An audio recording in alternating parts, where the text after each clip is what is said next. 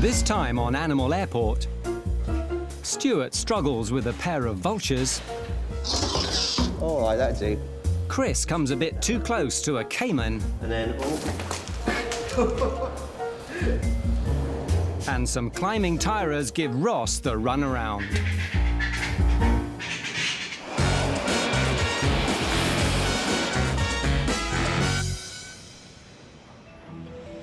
London Heathrow, one of the world's busiest airports. Every year, 500,000 flights arrive and depart, carrying 70 million human passengers and 40 million animals and fish. And while humans report to passport control, the animals head to the Animal Reception Centre, known as the Ark. The Ark is the first stop for animals arriving in the UK from all over the world, many of them bound for Britain's zoos. This morning, Stewart is receiving a shipment from America en route to a zoo in Scotland. Got 2 king vultures, supposedly. There better not be more than 2 in there or else there'll be trouble. And 2 taras, which are like a big South American ferret, like a martin. Nasty though, we won't be getting them out. They're horrible things. Supervisor Stewart is one of the longest-serving Ark staff members, and he has a particular passion for all sorts of birds. I used to be quite into my falconry. I had a kestrel, Harris hawk, tawny owl. I used to have it all when I was a kid. We get quite a few species of vultures through here, mainly African vultures or European ones. I've never seen king vultures here before. Age 2 and 19. One's 19, so they'll be nice colours, so they'll be bright red colours, which will be really nice, red and yellows. King vultures are found in the tropical forests of South America. In captivity, they can live to be 30 years old, but their bright colours don't fully appear till they're 5 or 6. I need to check the microchips. Obviously don't know how they're going to react to it. If you lift up the grill first, Kay. These vultures have powerful beaks and thick claws, so Stewart uses one of the Ark's long-handled microchip readers. here we go. All right, calm down. This is the young one. Still got quite a dark head to it.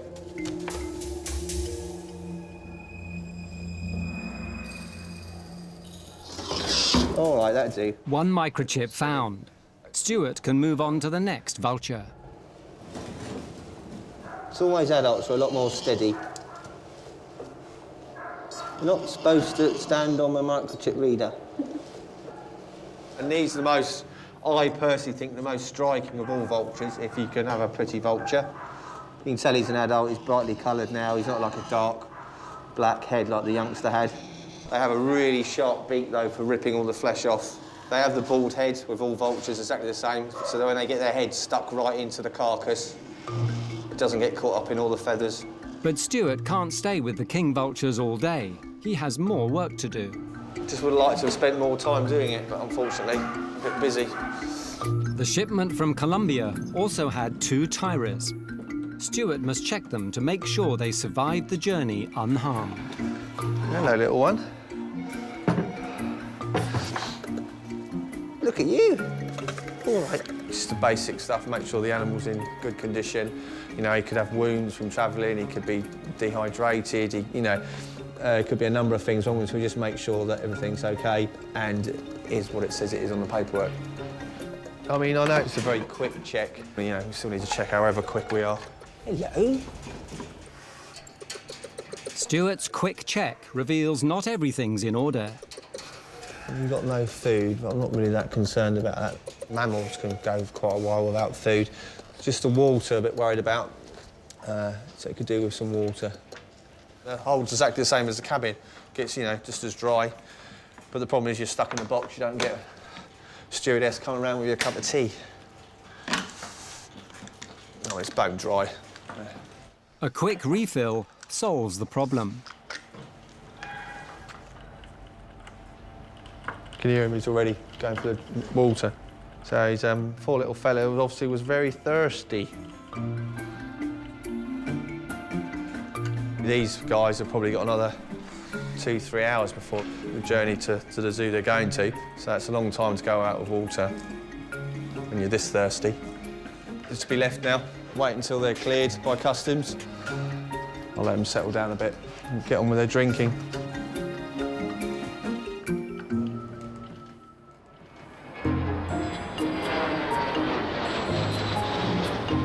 Working with animals is a popular career choice. Every year, hundreds of people apply for work experience at the Ark. Only a very lucky few are successful.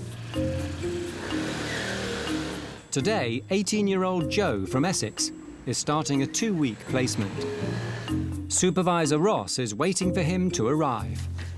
I did my first work experience when I was 15, was in a zoo.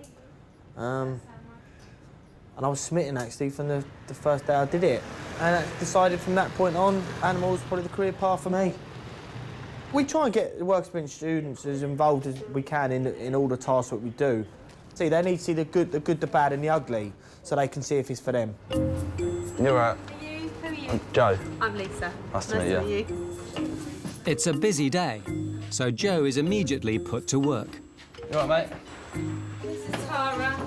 You all right? You all right? Training here is on the job, and the first job is to unpack a shipment of terrapins.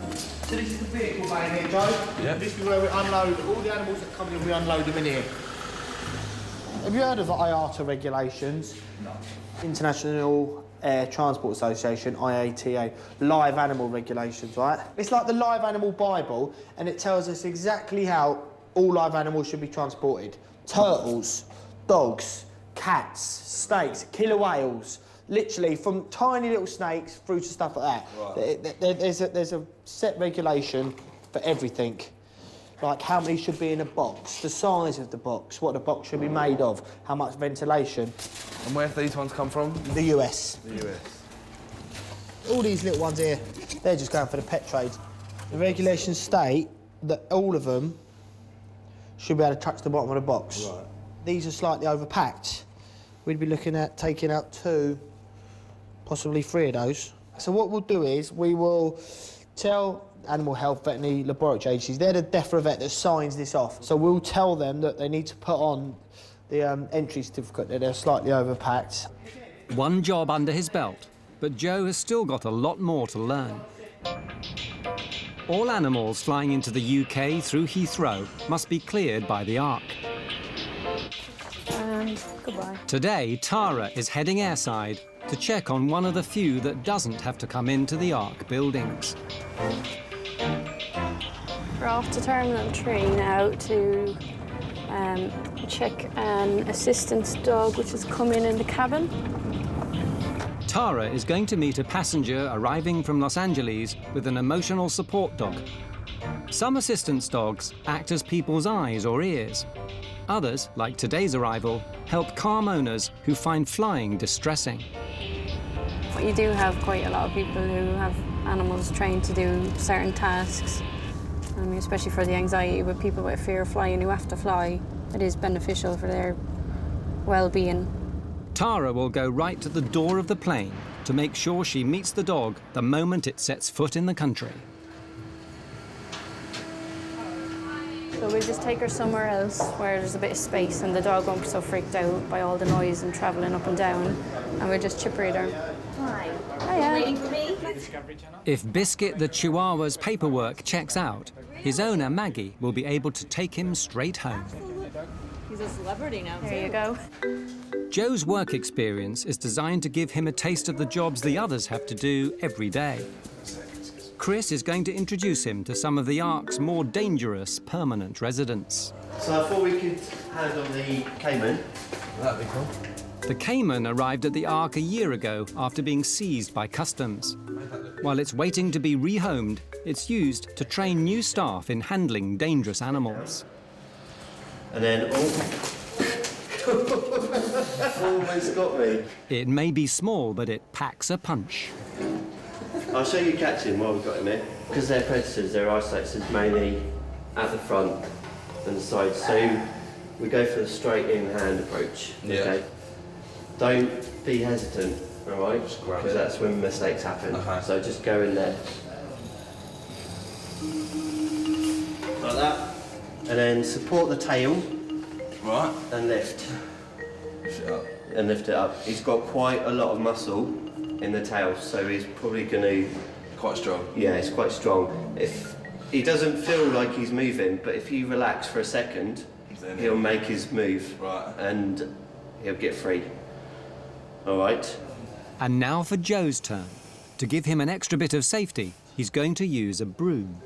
I like doing it that way round, that way round, because you haven't got the bristles when you're going in for the neck, but other people do it other ways. So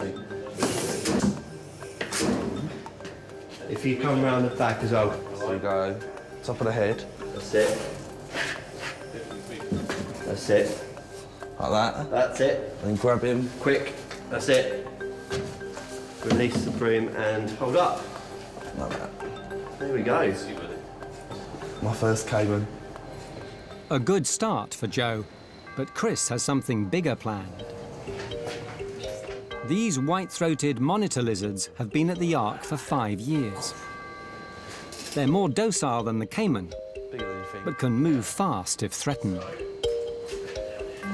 Their tail can be used as a powerful whip, and they have extremely sharp claws. Because they're chunky, aren't they? Yeah.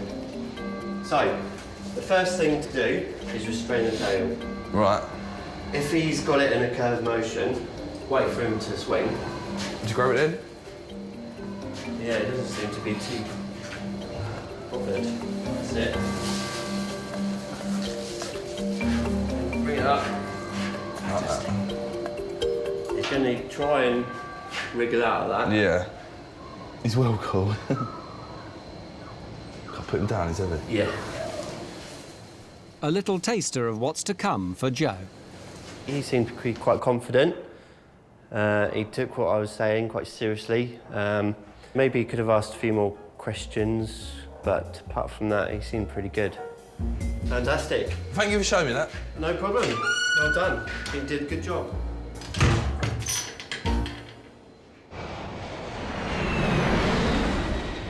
In Terminal 3, Tara has found a quiet corner. Here's grand, it's just a bit of space so we're not in the way. There we go. Here she checks the papers for Biscuit, the emotional support dog. Am I all right to just go ahead and chip breed him? Sure, hang on. Hello, little man, are you all right? There you go. 98102. Grand. And do you have your passport on you there? That's your receipt. Thank you. Biscuit's owner, Maggie, wouldn't be without him. Biscuit is 6 years old. He's a therapy dog. He's amazing. He's terrific on the flights. He's the best. All the checks are complete. All good? Good. Maggie rewards Biscuit with a biscuit.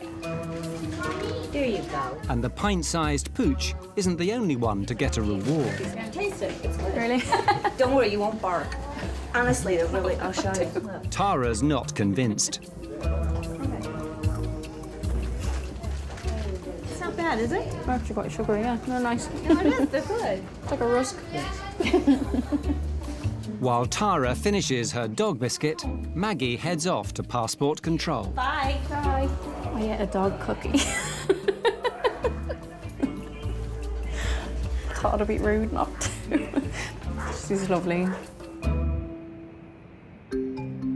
At the Ark, the Tara's departure was delayed, so they were let out of their crates and put into kennels. Now everything's in order, they can leave for Scotland.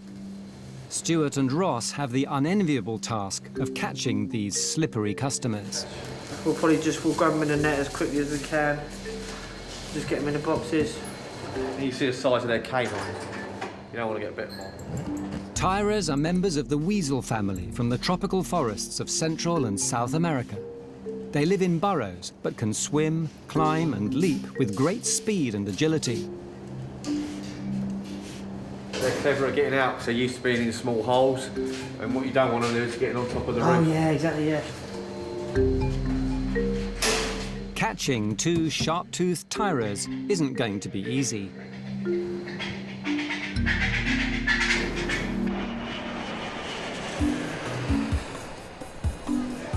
London Heathrow is not just the principal point of entry for animals coming into the UK.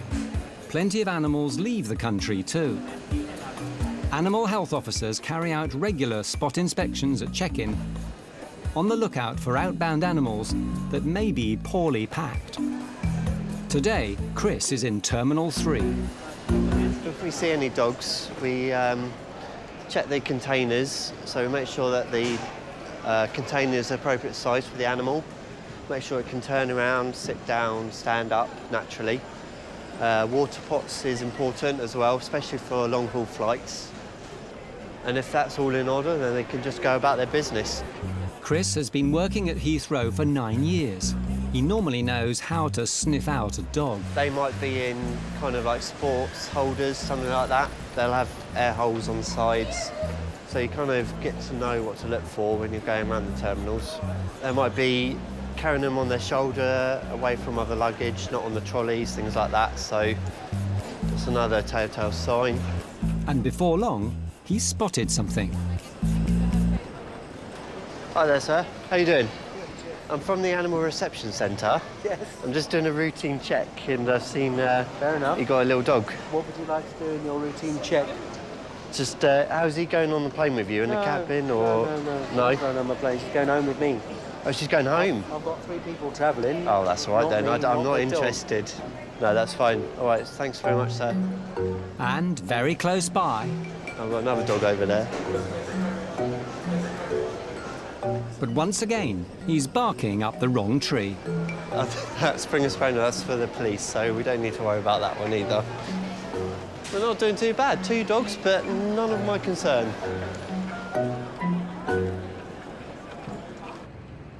At the Ark, Stewart and Ross are trying to get 2 South American tirers back into their travel crates.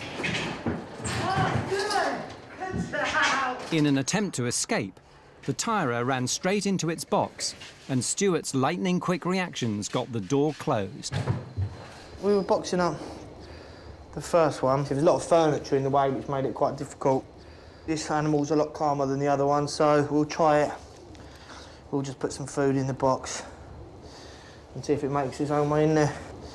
Mustelids are quite aggressive animals anyway, so we'll treat them with a bit of respect.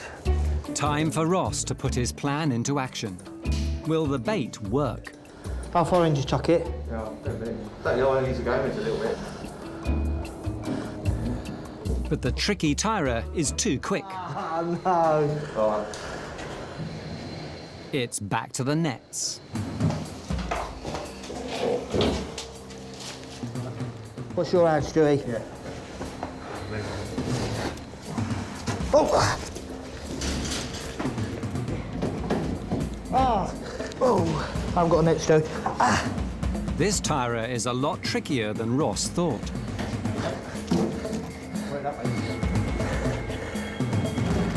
Head. Don't know what she's head to. There we go. What's his face? That was all right, actually. Not as good as the first one. Be glad to see the back of him. That's 2 tirers boxed up and ready to go. Over at Terminal 3, Chris is still on the lookout for pet passengers.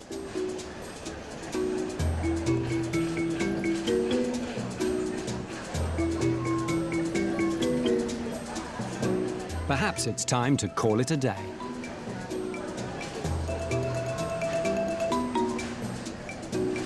No, I won't bother with that one. No poorly packed pets in Terminal 3 for Chris today, so he can head back to the Ark.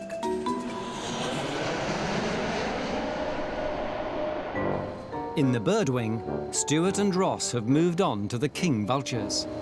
I'll be ready to blanket, all right? This is where Stewart's experience shows. First to go into its box, the adult male. Sorted. Oh, sorry, TC. Now the Knox a friendly one.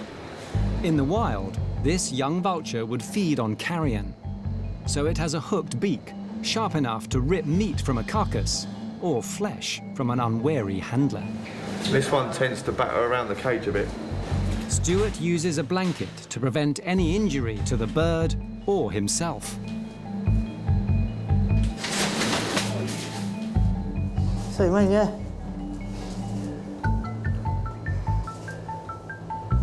Sorted.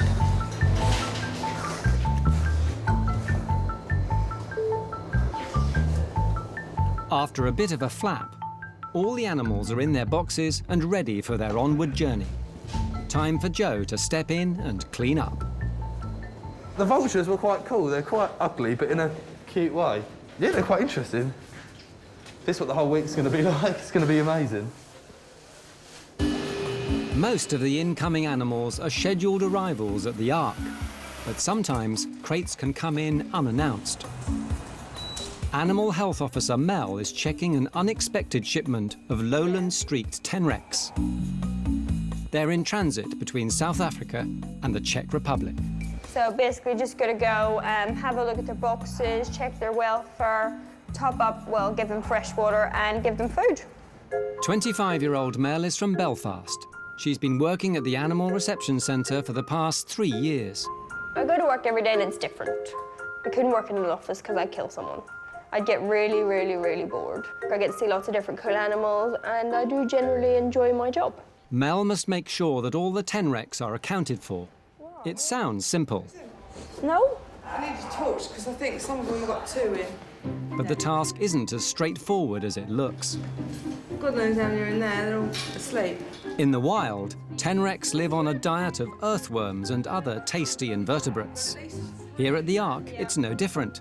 Today, they'll be fed a gourmet lunch of live mealworms. Oh my God, there's babies, they're striped. Next box. 20 of these in here, they must be tiny. These ones are a bit more active. Oh my God, you're so cute, look at your face. Hi, with your... After their long-haul flight, the lowland tenrecs are keen to stretch their legs. They're quick and they can squeeze through the tiniest gaps. Whoa, whoa, whoa, whoa, whoa, whoa, my God, we've got an escapee. You've got gloves on now. Quickly, quickly, go in there, please go in there. Which one are we going to get him in? Okay. Keep that there, because the grill's no good because they're climbing it. That's our problem. Right. These two are like, woo, having a party in there. Never a dull day at the Animal Reception Centre. Never a dull day. With the 2 excitable tenrecs contained in one compartment of the crate, the staff sees the opportunity to feed the rest. Some more light now. We do need some more light. I don't know how we're going to do these. The food and water in there. We might have to wait until they settle down. Yeah, I think we will. Unless, as they are coming out, get something to put them in. 1, 2, Right, 3. you got gloves on, you guys. Go that way, go that way. Oh, steady. There you go. Oh, they're well cute. With the tenrecs contained in a tub, the team puts some food in their box. Right, let's whop some food in there and then we're ready to shut this down. Now they must get the prickly pair back. Yeah. You grab one each. Hey, guys. Whee! Slowly. Okay. All good? That's it. Go, team, go. That was good. You need to... Mission accomplished. The 2 escapologists are safely secured, so the tenrecs are ready for their onward flight to Prague. After a 7-hour drive, the Tyrers and king vultures are now settled into their new home at a zoo in Scotland. Joe enjoyed his first day and will be back tomorrow. It's a bit better than what I expected. I got to do a lot more than I thought I would.